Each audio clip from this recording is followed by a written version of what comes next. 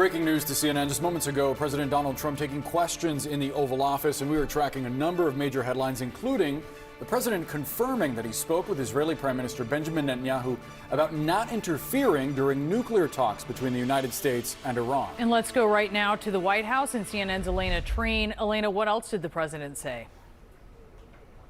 Yeah, look, a lot of this conversation and the back and forth in the Oval Office just now, of course, this was for the swearing-in ceremony for Jeanine Pirro, but most of these questions, I should say, in the Oval Office were about foreign policy. And I think the question about his conversation with Israeli Prime Minister Benjamin Netanyahu regarding Iran and the potential of Israel thinking that this would be a good opportunity, that Iran is weak right now, to try and strike some of their nuclear facilities is not a good idea. The president specifically said he didn't believe it would be appropriate in a conversation with Netanyahu. Take a listen to how he put it.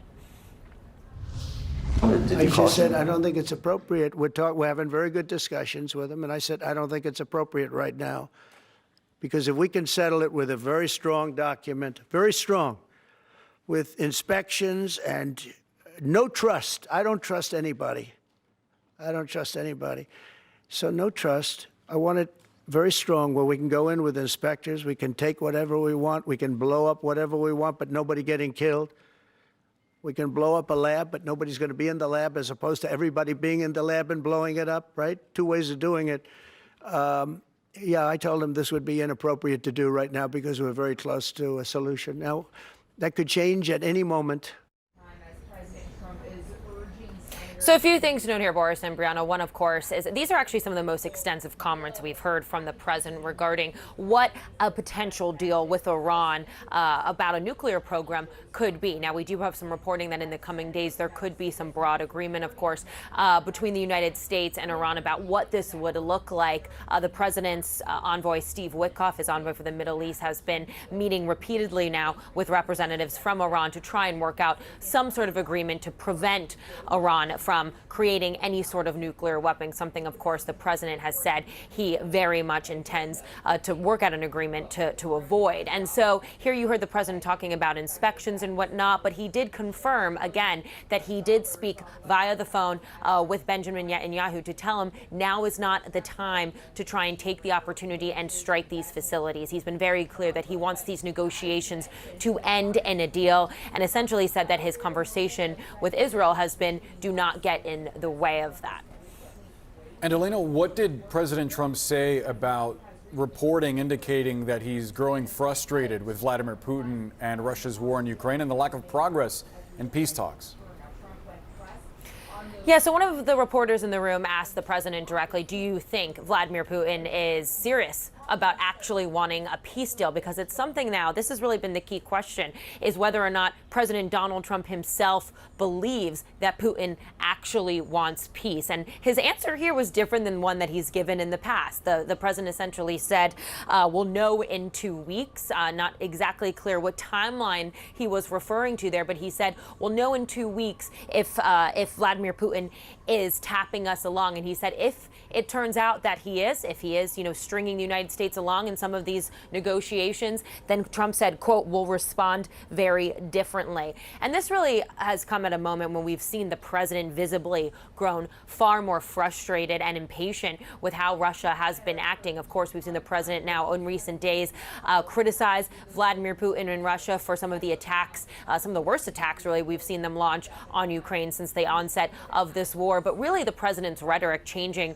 toward Putin as well. Over the weekend, we saw President Donald Trump argue Putin is going crazy. He's also argued that if he doesn't make some sort of a deal, ultimately that, the United States could be really bad news, in the president's word, for Moscow. And so it's a very notable moment and potentially a turning point in how we're seeing the United States really treat Russia at this point in time. But clearly what the president is saying is that he's still giving Putin some time here to make some sort of progress on a potential ceasefire. All of this coming as well as we know that Trump is now more seriously than ever considering putting sanctions on Russia to really increase the pressure on them to come to the table and ultimately agree to some sort of peace deal. Boris, Brianna? It's already been several weeks that we've been waiting to see that communication of peace, that document from the Kremlin, and it has yet to come. Elena Treen from the White House Thank you so much. Joining us now is CNN Global Affairs analyst Kimberly Dozier.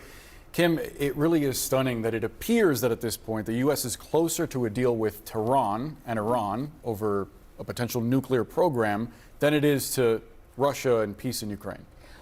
Let's put it this way.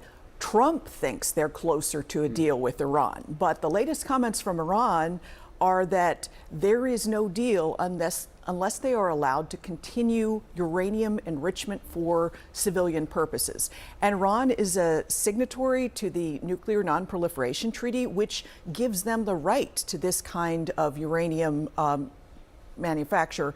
Therefore, they're at an impasse because the Trump administration has said no uranium enrichment whatsoever. Somehow that never comes out in a White House press conference. It's as if the atmospherics are good, Trump's happy with it, but the devil really is in the details in these things, and it's not done yet. When he said, I want it very strong, meaning the deal where we can go in with inspectors, we can take whatever we want, we can blow up whatever we want, but nobody getting killed. We can blow up a lab, but nobody's going to be in the lab, as opposed to everybody being in the lab and blowing it up. What did you make of that? He's talking about an invasive form of international inspections that Iran hasn't allowed before. Iran has allowed IAEA inspectors in the past to monitor what they're doing, but to blow things up, I can't see Iran signing up for that. And what about his warning to Netanyahu to stay out of it? Well, Netanyahu is under pressure at home, taking fire from domestic politicians for souring the relationship with the United States on several fronts, and this is one of them.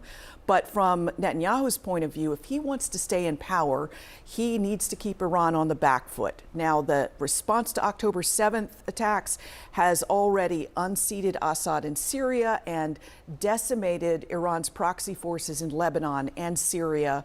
So you can see how he would want to follow up with a strike on Iranian nuclear facilities before Iran has time to reproduce its air defenses, which Israel took out last fall. They want to be able to have a strike where most of the pilots come home, and the longer they wait, the stronger Iran is in terms of its fortifications. So that's why Israel wants to strike now. When Trump doesn't want to reveal conversations that he's had with world leaders, he doesn't. We know that. But here he is. He really wants to be honest about it. He wants the public to know that he's waving Netanyahu off. What do you make of that? He's shaming Netanyahu publicly by bringing this out.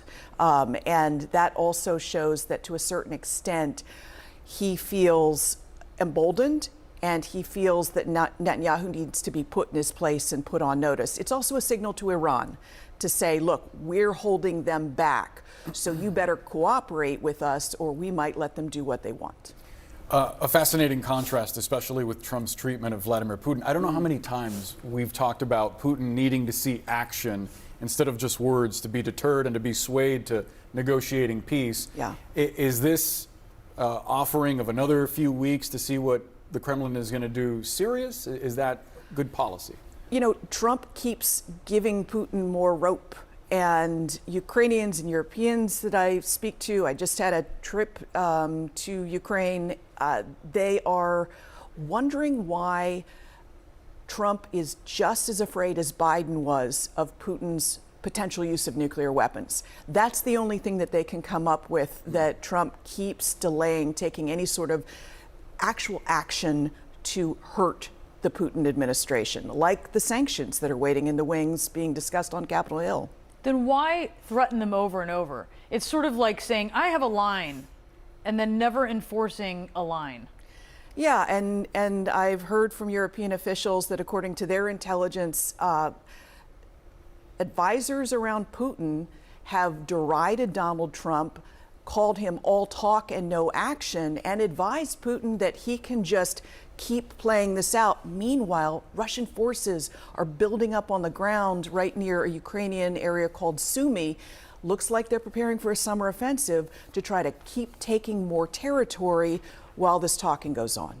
Big drone offensive by Ukraine overnight. So we're seeing a lot of this escalating. Kim, thank you so much. Really appreciate it.